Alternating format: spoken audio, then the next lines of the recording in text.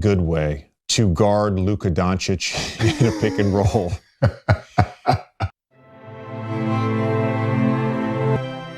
The Mavericks were in position to sign Luka to a 5-year, $350 million contract this summer. If you have a 25-year-old who you can get under contract for 5 years at $350 million, who's been All-NBA 5 times, first-team All-NBA 5 times, that's typically, in the history of the NBA, a no-brainer situation. There's not a stress there. And what McMahon is reporting in talking to the Mavericks tonight is that they weren't sure that was a good investment. This is the most shocking trade in NBA history. I couldn't believe it. I'm still somewhat thinking it's a hack. It's really hard to fathom the thought process from moving on from Luka Doncic. It really is. At this stage of his career, as a young man that just led a team to the finals. I mean, if I am Luka, this is the ultimate rebuke. It is the ultimate, basically, insult. There's no way anybody's turning down $350 million.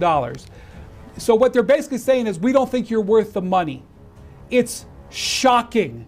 What went on to make them trade Luka Doncic is what I want to know. I cannot wait. Forget about what Luka says about this. I can't wait to see how Luka reacts to this. There's some unique things about his contract that we had to pay attention to. You know, there's other teams that were loading up, you know, that he was going to be able to decide make his own decision at some point of whether he wants to be here or not, whether we want to supermax him or not, or whether he wants to opt out. So I think we had to take all that into consideration and feel like we got out in front of what could have been a tumultuous summer. I don't know, man. I don't know. When I'm thinking about it sitting here more, I don't know. That trade just don't make sense to me. Like, now that it happened, obviously the Lakers know. Like, our franchise is Luka hand now. Like, Brian, you done. You're on the way out. We gonna build around Luka. And he understands that. He's 40 years old. The Mavs obviously had to make a decision this summer whether to give him 5 years, $350 million. That's a lot of money to give a guy you don't think can stay in shape who's always gonna be hurt. And let me tell you something. The only people know Luka Doncic is the Dallas Mavericks. Guys who've been with him for years or who are around him every day. He's a great player. He's a great player. But all us talking heads, they must know something we don't know. You gotta let Bron make a decision at this point. Like, hey, Bron, do you want to rock out and be with Luka? Because if he do, Luka gonna end up being, like me and E.T. was talking, and he was like, if he get around Bron, Luka gonna end up being the best player in the world for the next 10 years. Because he gonna learn how to work, learn how to train his body, learn how to eat right, and he gonna take the game to a different level. Because he gonna be around Bron. Bron the best athlete ever. Look at him at 40. Does Bron want to be a mentor, though? I mean, at this point, he ain't got no choice. Yeah, I think it's, it's something that, as Nico's brought up, we are aligned, right? And so just understanding Luka, when I first came here, excited about the opportunity to coach an upcoming star and who became a mega star. And I was just blessed to have that opportunity to coach him. But when you look at the vision of the team and what Nico wants to build, I truly support that. And truly believe that the players that we're getting are the ones that can help us achieve that, and that's to win a championship. I do think this kind of sets the end to like the LeBron James making all the decisions. They're like, hey, we love you, LeBron, but we're going to start what's doing best for the Lakers. That's what I got out of this trade from a Lakers standpoint, because I don't know if they didn't come tell LeBron, because number one, Clutch Sports is Anthony's agent. But it seems like to me, they're like, hey, you know what? LeBron's on his last legs. And it's going to be fun to talk about this trade, sit back and watch who wins the trade. Insane, man. It's crazy. Yeah, would have never thought Luka Doncic get traded at this age, mid-season. Do you feel like this shifts the balance of power at all in the West? Yeah, I mean, you got two Like to have Luka and LeBron playing. Yeah, like you got Luka, LeBron, Reeves. If he can get traded, then anybody's up, for grabs, There's some guys that just defy breakdown. Luka defies a breakdown. Like, what is his scouting report? Yeah. Let me talk about this guy. What the hell is wrong with Luka? Got a hold of it, launches it.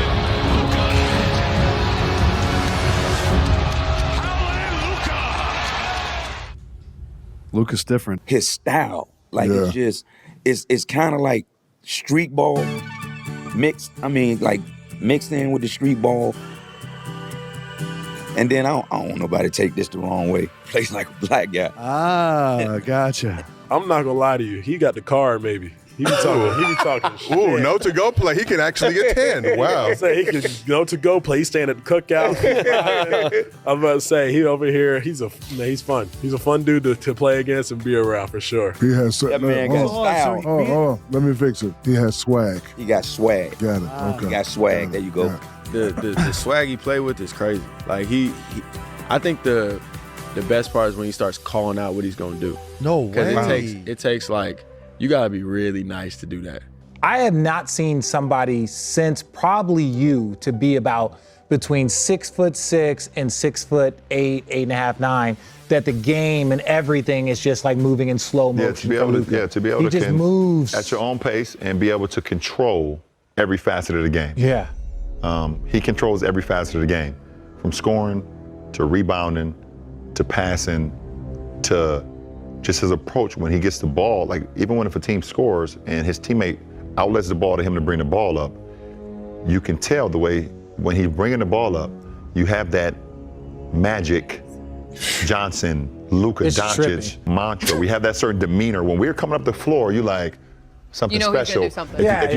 If you go and decide you want to go to concession stand and get popcorn, you can miss something. Yeah, Luka's that guy. Luka's that special. What's interesting about Luka, I think, he's one of a handful of guys in this era that can make any pass against the double team. Any. James is one of them. Yep. You are for sure. Luka's one of them. Yep. So why are you blitzing him? I don't understand it. Especially with the shooting they surround him with too. It doesn't make sense. It doesn't, because he's going to make every read. I just think with spacing and with shooting, there's just no good answer. So if people want explanations about why we're having all these scoring outputs, it's because there's not a good fucking answer. No. Atlanta blitzes the most in the NBA. They decided not to blitz Luka Doncic because they were worried about the consequences. And he had 73. And he has 73. Right? There's just not good answers for the best players right now. No. I love his game. At first I didn't when he first came into the league, because I'm like, all it is step back threes, and they be short as hell. He was shooting like 27%, 30% from the three-point line early on. Just like, this is the guy? Yeah. But playing against him one time, they beat us like by 40 when I was with Golden State. And he was controlling every possession. I was like, yeah, he nice. Then his games just start expanding. I didn't realize how young some of these dudes really are. Like, you forget, because I'm 35 going into my 15th year. Like, Luka's like the guy, obviously, that's right on the precipice of accomplishing all those accolades and just, what he's about as a player. And that threshold of like, how do you just crack through? I hope it's not now, but it's like when you play against him, like you can feel it. He has a real love for the game, and I can tell. I mean, he wants to be great, and he expanded his game. Like, you tell you're a fast learner too. Like, he probably watch a fucking MJ move and just go do it in the game the next night. Like, I feel like he one of those type of players. This is Michael Finley, Grant Williams. They tell the story, but I want to get to Luka. I believe if Luka were to train in the offseason and get himself in tip-top shape, I don't think Luka realized he's great. I'm talking about he's transcendent, he's historically great, but I don't think Luka realized how great he can be. Yeah. I mean, look, we all mature as we get older, right? I do think he needs to get in better shape on the one hand, but on the other hand, maybe this is the right shape. Luka Doncic don't play any defense. He's the reason. I'm like, wait a minute. Y'all went from he's the second reincarnation of Bird and somebody else combined, But that's the thing I hate about our business, man. There's a lot of guys out there they turn quickly. Luka Doncic is the only reason they were in the finals. So tell us the story about Grant Williams. You signed him in free agent from the Celtics. And I guess Michael Finley tells the story that he's trash talking Luka in practice. So one day in practice, a player, a teammate, I won't call his name out, but it was Grant Williams. He decided he wanted to get under Luka's skin. Grant was trying to define himself. Grant's a great guy, right? I still keep in touch with him. I like him a lot. And he was trying to define his role with the Mavericks. You know, he wasn't going to be the best player, but he was going to be a role player that had to fit in, made threes, but he was kind of like the enforcer.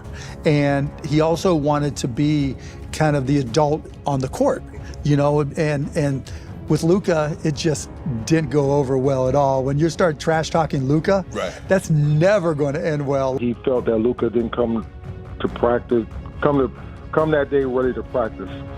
So make a long story short, they had a scrimmage going, and he's talking trash to Luka up and down the court. So finally, Luka says, okay. And I tell you, Luka went on a 26-6 run by himself. Oh my God. From day one, I was like, this dude is good. This dude is good. But like, also, I'm thinking like, damn, this dude is good. Do I belong? Like that's how like the type of doubt that I put in my mind. Like this dude he was that good. I can't even. You can ask any Harrison Barnes, JJ Barea, Devin Harris. They all say the same thing. And look, you can ask anybody. I'm not exaggerating. It was like a 26-6. Best defense of anyone I've think about guarding Luka. And this man was hit. He threw up the ball 4 times and it went in. You said threw up. Like It was flipped like- it. You're right. Threw it up. Like one of those, like, all right, cool, like good defense, and he's falling away. He's not even looking at the basket. Threw it up, cash. And I'm like, I'm literally talking to him like, there's absolutely no way. He's just smiling, running down the court, trying. I'm like, man, because with my agency too, so I'm like, man, I hate you so much. The best part is when he starts calling out what he's gonna do. Like That's some Larry Bird shit. oh yeah, like I'm finna go down, I'm gonna post up one leg feint. Like, yeah, watch what I do to him. You see they talking about Luka, comparing him to Larry Bird? Yeah. You know why they doing that, right? Let's hear it. Larry Bird should talk that shit to niggas, white boys, Asian, didn't give a fuck who you was. You understand? Luka out here talking that shiznit. Talking it like, you know what I'm saying? But everybody on the sideline, including the coach, was like, do not poke the bear. That's what everybody kept saying. Do not poke the bear. And we had guests in the gym at the time, and they're on the sideline. He gives me the stink eye. You know, you are not doing that to Luka, and Grant found out the hard way. The kid couldn't miss. And I'm not talking easy shots. Yeah. He was showing the whole repertoire in this 5-6 minute span. It was like a 26-6 run by himself. Does he chirp at you? He chirps at everybody. It seems like it's the refs more than anything. Nah, he talks to the refs a lot. He actually talks to his teammates, pumps his teammates up a lot too. Yeah? Yeah. He complains to the refs like all the time. Mid gather. Like, yo, he's fouling me as I'm like, what? He plays so slow, and it's like sometimes you just he gets fouled. I'll say that. You end up having your hands on him sometimes, and like, you know, it's hard because he can go from slow to fast so easily, and he just so smooth with it. Like, I just love his game. I just remember we would be in the back of the bench. We always have these crazy debates. So I was the first person that really told him how cold Luka was. That's a fact. I give you that. So like when we sitting behind the bench, like Luka kind of going through like his first half like thing. He's like, bro, I don't know, G. This man kind of like, This is a fire ass story, by the way. He like, man, this man kind of like lazy, like. He just not doing enough for me. He whining. I'm like, bro, that's like, he don't run up the court. I'm like, bro, look at him. He the man. I'm like, Luka, he not worried about no regular season game. Facts. So then we keep going. I said, bro, are you sure he good? I said, bro, he gonna turn it on. He's really him. So like, where were we? We're up like 10 or 12. Yeah, right? he's in Dallas. So we in Dallas. It's like, bro, JB and JT getting rid of this, man. I said, bro, I'm telling you, like, it might not look good now, but in clutch, if it get close, we not gonna win. I said, bro, I'm just saying the game get close, we not gonna win. So like the game start creeping down. So the more and more, he looking at me, and I'm like, All right now, nigga. Like, Hey, mind you, he's a coach. I'm a player. I'm a coach. And they weren't listening to me. So like, I'm sitting here. They weren't listening to me. That's how crazy that season was. I'm sitting in the crowd with him. Like, I'm not on the like down with the players. I'm up. It's COVID, so I'm sitting by him. We up there just kicking. Man, I ain't got up there kicking the shit, bro. Like everything. So I'm sitting there. I said, bro, if it get close, G, like we not gonna win. Like I'm telling you, he's like that, bro. Like he's just like that. Like he's just it. So it get closer. They call a timeout. Luka split the defense there, I guess. And like, I think they down like 2. Yeah. So like Jeff, like get up, like, bruh, ain't no way. I'm like, bruh, I'm telling you. And he did I call out? Yeah, he said he about to do that step back, and he gonna hit the game winner.